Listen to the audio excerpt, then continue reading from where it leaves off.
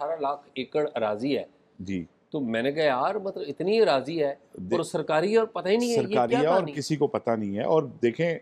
18 لاکھ ایکڑ اراضی پاکستان میں جو اس کی ایک ایسٹیمیٹڈ کاسٹ ہے وہ کوئی 6 کھرب روپے سے زیادہ کی اسیس کی جا رہی ہے. اور یہ انٹرسٹنگ بات یہ ہے کہ یہ اراضی سندھ حکومت کی اراضی تھی, ان کے جو ہیں محکمہ جنگلات کی بیسیکلی اراضی تھی, لیکن ان کو علم ہی نہیں تھا کہ اس طرح کی کوئی اتنی بڑی اراضی, یہ اتنا بڑا رقبہ بنتا ہے اعزاز کہ اگر اس میں میرا خیال ہے ٹرین بھی چلائی جائے نا اور بندہ سو کے بھی اٹھ جائے تب بھی ٹرین چل ہی رہی ہوگی. تو یہ دلچسپ جو بات ہے یہ ساری اس طرح سے ہوتی ہے کہ نیب کے علم میں آتا ہے کہ جی سندھ کی ایک بہت بڑی سرکاری لینڈ ہے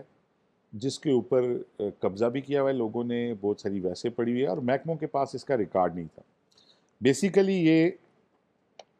یہ جو اراضی تھی یہ کراچی اور سکھر کی جو فارسٹ کے ریزرو ہوتے ہیں نا یہ اس کی لینڈ تھی. اور یہ اس میں ایک 1925 کا نوٹیفیکیشن تھا, ایک 1950 کا تھا اور ایک 1976 کا تھا. لیکن انٹرسٹنگلی نہ تو محکمہ مال کے پاس اور نہ ہی جنگلات کے پاس ان نوٹیفیکیشن کا ریکارڈ تھا اور نہ ہی وہ اندراج ہوئے. تو نیب نے کیونکہ اب کچھ بڑے کیسز میں جو ہے اب وہ انہوں نے شروع کیا ہوا ہے, سیاسی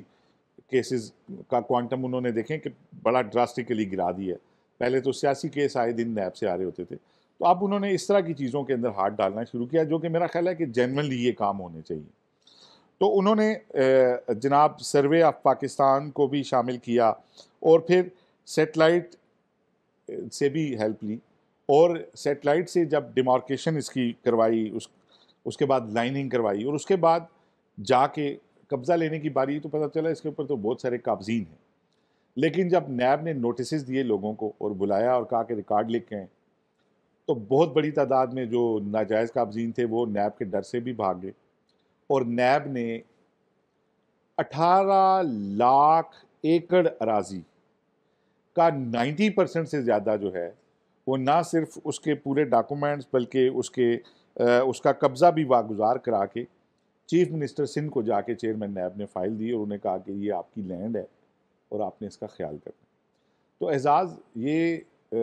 جہاں پہ ایک یہ معاملہ چلیں ریکوری کا ہو گیا, ہمیں پتہ چل گیا, دوسری طرف ایک بہت بڑا اسی خبر کے اندر ایک المیہ بھی چھپا ہوا ہے کہ پاکستان کی سرکاری اراضی ہمارے صوبائی محکمے کو اس کا علم کیوں نہیں ہے. سندھ حکومت پہ اس سے پہلے بھی وہاں پہ جو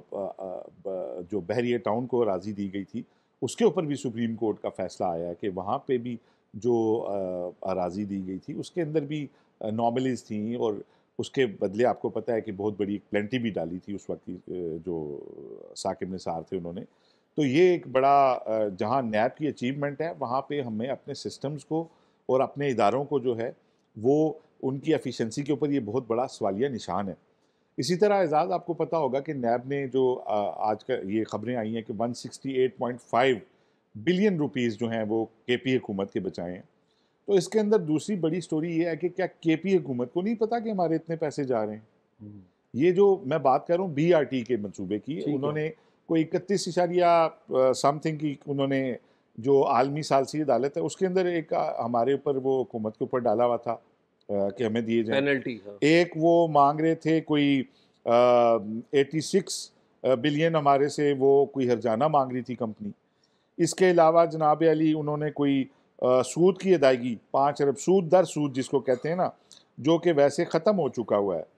کمپاؤنڈ انٹرسٹ جس کو کہتے ہیں. تو یہ جو بنیادی معاہدہ تھا اس کے اندر اتنے بڑے اور یہ معاہدہ اعزاز پتہ ہے کس دور میں ہوا تھا؟ یہ ہوا تھا پاکستان تحریک انصاف کے دور میں ہوا تھا. اور وزیر اعلیٰ کے پی جو تھے وہ پرویز خٹک تھے اور عمران خان صاحب کی صوبائی حکومت نے یہ معاہدہ اس وقت کیا تھا جبکہ مرکز میں وہ کرپشن کے خلاف تحریکیں چلا رہے تھے اور دھرنے دے رہے تھے کہ جہاں پہ جو ہیں حکمران کرپٹ ہیں. نہیں اور وہ یہ اس وقت بھی ہوا ہوگا نا جب عمران خان صاحب تو مخالفت کرتے آئے ہیں نا, یہ جو اس کو تو بس سروس ان کے پرویز الہی صاحب جنگلہ کہتے تھے اور وہ اس کو خود عمران خان بھی جنگلہ. بلکہ آپ کو یاد ہوگا عمر ایوب صاحب نے کہا تھا کہ یہ تو 4 ارب میں پنڈی والی بن جانی چاہیے تھی. تو پرویز رشید جو تھے انہوں نے کہا تھا آپ 8 ارب میں بنا دیں تو ہم آپ سے شرط ہار جائیں گے، جو 45 ارب میں بنی تھی۔ ٹھیک بات۔ لیکن بی آر ٹی میں اب آپ دیکھیں کہ اس میں صرف کچھ چیزیں سامنے اس لیے لانی ضروری ہیں کہ سرکاری اداروں کو اور ان کو مطلب کیا کوئی پوچھنے والا نہیں ہے۔ آپ یہ دیکھیں کہ ایک کمپاؤنڈ انٹرسٹ کی شک اس میں ڈالی گئی، اس میں ایگریمنٹ میں کوئی ایسی شک نہیں لکھی ہوئی جو حکومت کی فیور میں ہو، تمام شکیں ایسی لکھی ہوئی ہیں کہ کوئی کسی قسم کا اگر کوئی تنازع ہوگا تو وہ ساری باتیں پہ جو ہیں وہ فائدے میں جاتی ہیں کنٹریکٹر کے۔ پھر اعزاز کسی دستاویز کی تصدیق نہیں کی گئی جو اس کمپنی کی طرف سے دی گئی تھی۔ اسی طرح یہ جو کمپنی تھی یہ بلیک لسٹ تھی، پنجاب سے بلیک لسٹ تھی، اور اس کو پھر وہاں پہ اتنا بڑا ٹھیکہ دے دیا گیا۔ لیکن جب نیب نے یہ ساری چیزیں ٹیک اپ کی کمپنی سے اور انہوں نے کہا کہ آپ جب یہ سارا کچھ کریں گے تو ہم آپ کے خلاف یہ بھی کارروائی کریں گے کہ آپ نے یہاں پہ تو 2 نمبری کی ہے اور یہ معاہدے کی فلاں شکیں آپ نے پوری نہیں کی ہیں،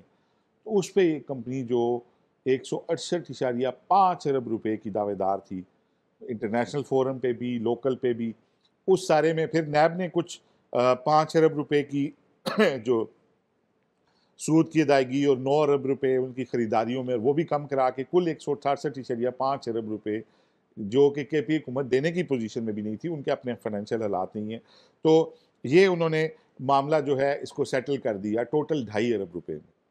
تو اعزاز اس میں بھی ایک بہت بڑا سوال ہے کہ نیب نے تو یہ سیٹل کرا دیا، لیکن کیا کے پی کی حکومت نے اس وقت جنہوں نے یہ معاہدہ کیا تھا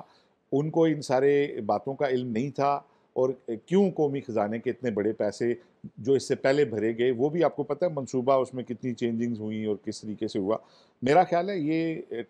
کیس سٹڈی ہونے چاہیے، اور آئندہ کے لیے ہمیں جب کوئی معاہدے کرنے ہوں تو ہمیں ان چیزوں کو ہماری صوبائی حکومتوں کو فیڈرل حکومت کو ان چیزوں کو سامنے رکھنا چاہیے۔ کوئی شک نہیں، جی، جو بات آپ تو کہہ رہے ہیں۔ اعزاز یہ تو تھی کہ نیب نے 2 بڑی ریکوریاں کی ہیں اور بالواسطہ قوم کو بہت بڑا فائدہ بھی ہوا ہے، ایک ڈائریکٹ فائدہ بھی ہوا ہے جو لینڈ ریکور کی ہے، لیکن